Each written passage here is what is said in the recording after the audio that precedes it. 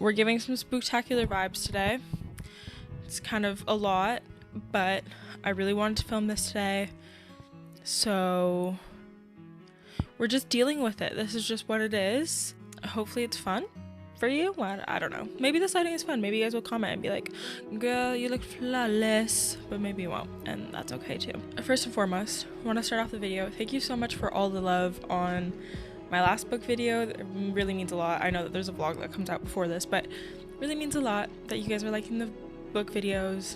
So yeah, thanks for that. Let's just get this one started, shall we? One of my goals now that I read kind of frequently and more seriously as a hobby, I've set myself a kind of goal to read a certain amount of classics. I don't think I'm going to get to all of them this year. These are kind of all of the classics that I hope to read this year. Some of them are personal declared classics. Some of them are things that I think a lot of people read in high school, but I went to an all-French high school and we only had one kind of period that was actually English class, and I think because of that we may have read less classic literature. Like we did your Frankenstein, Brave New World, To Kill a Mockingbird, like that kind of stuff. But past that, I don't remember reading much more. I think we did Lord of the Flies and then Shakespeare. So we didn't get some of the like fundamental classic literature that other people might have had. And as somebody who writes, as someone who's really involved in film, pop culture, there's a lot of references to these classic novels that I just don't understand. So there's a few in this pile that are just to kind of fill a blank that I have, but there's also a few that are simply because I've heard about them and they sound really interesting, and now that I feel confident enough to read them and understand them the way that they deserve, I want to read them. I tried to organize these based on when they were first published, but I don't know how successful I was because it's kind of hard to tell depending how far back you go. I kind of went based on what was inside the book, and if that's not correct. Without further ado, let's get on to our first book. My first book is Jane Eyre by Charlotte Bronte. What do I have to say about this book? This has been on my TBR for a really, really long time, probably a couple years now, and it took me a while to actually build up the confidence to even buy it because I'd never read a classic before. Now that I've conquered The Picture of Dorian Gray, I feel kind of unstoppable. Not that that was particularly challenging, but I feel like once you get your first one out of the way, it all feels a lot easier. So I got the Penguin Classics copy of Jane Eyre. These retail for relatively inexpensive in Canada compared to other books. This was only $12, so they are really accessible. I do also know that they have cheaper copies on like the Kobo store as well if you're an e-reader girly. The reason that I went for a paper version for pretty much all of these books is because I feel like these are the kinds that I'm gonna want to annotate, and even though I can annotate on my Kobo, it's not as easy. So the first one is Jane Eyre, and I hope to do this, to get through this soon, because she's been on my bookshelf a few months now, and I think her time is coming. Next is Carmilla by Sheridan Le Fanu. I've had this for several years. I have been wanting to read this for several years. In fact, I've attempted to read this several times, but I just wasn't there, literally. I also haven't read Dracula, and maybe that's part of the problem. This is supposed to be the predecessor to Dracula, so I'm very much looking forward to finally reading this. I feel like this will be one that I'm gonna try to save for September time, but I also feel like this cover is so stunning that I'm going to go weak. Like I'm going to decide that this is actually a summer read. Because I've tried to read it so many times, I feel very disheartened by it, but I think it's time I get over myself. Every single classics girly on YouTube has read this, and I'm just trying to join a club that I haven't been invited to, and that's okay. I will get in. If there's one thing about me is I will get in. Now we're getting into the territory of books that I probably should have read in high school but didn't. The first one is F. Scott Fitzgerald's The Great Gatsby. I got this copy used, and I find it very fun. I know that this is a really old Simon & Schuster, by the way. Gorgeous. I know that there's a lot of controversy about the fact that these were stolen from F. Scott Fitzgerald's wife. So I don't know exactly what the accusations were, but I know that there are some. So I don't really know how I feel about that. Obviously that's bad. If like that is bad. I've never even seen The Great Gatsby movie, so I feel like I can read this and then finally watch that movie. I don't know. I don't know, it appealed to me, but I think I was too young when it came out. I don't know. I've wanted to read this for a long time. Like, glitz and glamour is what I live for. Like, I love gossip, I love drama, I live for the tea. I loved The Seven Husbands, and I was told by a friend that, no, I wasn't. That's such a big fat lie. I was told by TikTok that this kind of gave old Hollywood gossipy vibes, which I'm completely here for.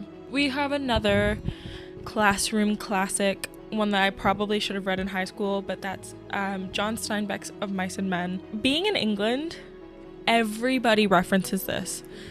When I was doing my master's degree, it was referenced at least once a week. I had no clue what people were talking about. Absolutely none. So I bought it thinking I'd have time. Oh my god, wait. Some kid wrote their name on it. I bought this used. And it says Louis in the corner. That's so cute. Aw, this is definitely a classroom book. That's so funny. But yeah, this was referenced far too often. I bought it when I was on my course. Did not have time to read it because I barely had time to breathe. So now I have it. Now I own it. Now I have a lot of time on my hands. I don't have a lot of time on my hands, but I have a lot of reading time. So I think it's just time. Can I say time one more time, please? Next, I have started reading this one. I have actually started reading this one, and then I decided I wanted to read it in French, and then I didn't do that. So I'm just gonna keep reading the English one, but it's The Stranger by Albert Camus, or Albert Camus. I don't know how you say it in either language, to be honest. This is also an old library copy. I don't think that people read this in high school. If they did, they went to a much more advanced high school than I did. But apparently this is supposed to be very philosophical.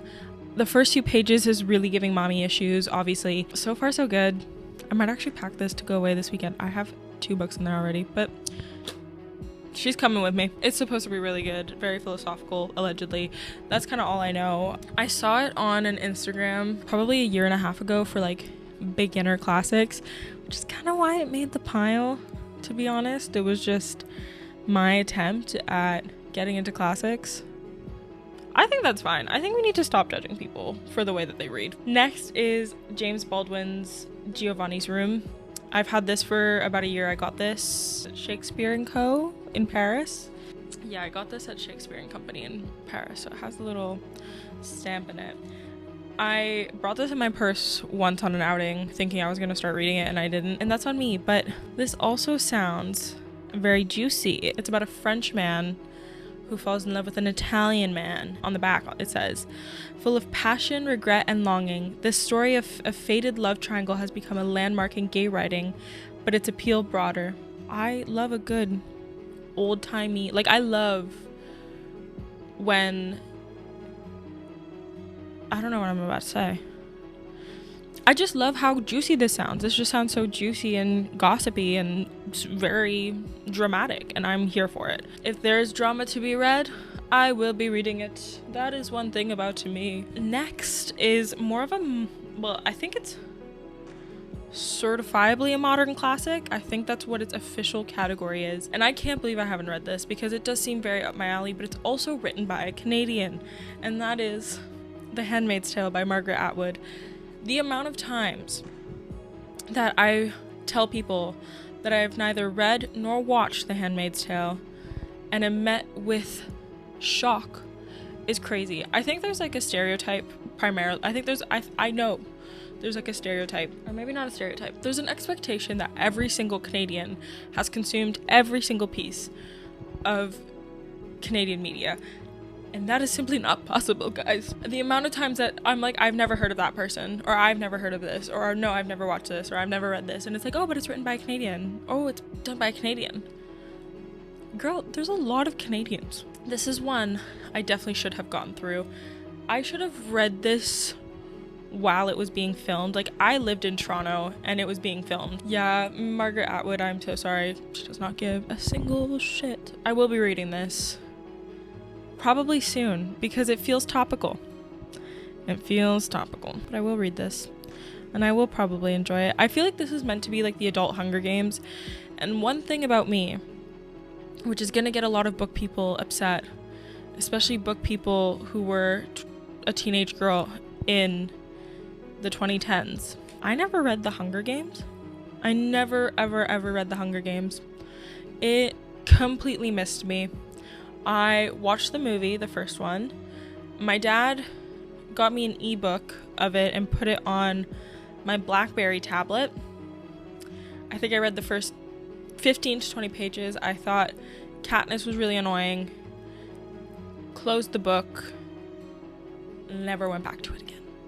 That's my truth. I don't think I was a target demographic for it. I like the movies enough, but I'm not like a hardcore fan. I didn't go watch the last one. I should have, but I didn't go watch it.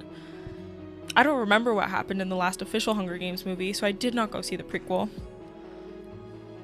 It just missed me, but I think this kind of reminds me, I don't know, the things that I've heard about The Handmaid's Tale remind me a lot of The School for Good Mothers, which is a different book that I read last year or 2 years ago that I was obsessed with. I wish there were more books about dystopia that were more like in the present, and that's kind of what A School for Good Mothers is. It deals with a lot more, but overarching, that's what I think I really liked about it. Just taking the expectations of the modern woman and punishing them for not fulfilling them. Not exactly what happened, but general gist. And I just love it. I love modern dystopia.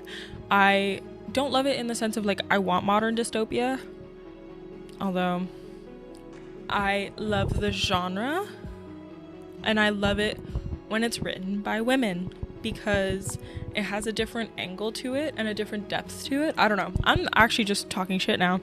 But yeah, Handmaid's Tale will be read this year. This will be read this year. Mark my words. Those are the classics. How many were there? 1, 2, 3, 4, 5, 6, 7 classics I want to read this year, which is ambitious. Actually, not this year. Just 7 classics I want to read because my reading goal for this year is like 17 books or 15 books or something like that. So let's be gentle. But there are some in here that I will definitely read this year, some that might take me longer. I do want to learn how to be able to read 2 books at a time. I'm the type of person who just goes like all in with one book, and I think that's what makes me bored of a lot of books. So maybe I need to learn how to tandem read. Maybe that's what I need to do. Anyways, I hope you guys enjoyed this. Let me know if there are any modern classics. Let me know if there are any classics that you're hoping to read this year, or classics that you're intrigued by, or some that I should add to my list. I'm sure there's like endless that I should add to my list. And believe me, I have a ton in my bookshelf. I have a lot of books and not a lot of time. Let me know what you'll be reading, perhaps from this list, perhaps from a different one. I'm just curious. Tell me below. If you enjoyed this video, or you like books, or anything at all, subscribe below. Give me a thumbs up if you like this video, and I'll see you guys on my next one. Bye!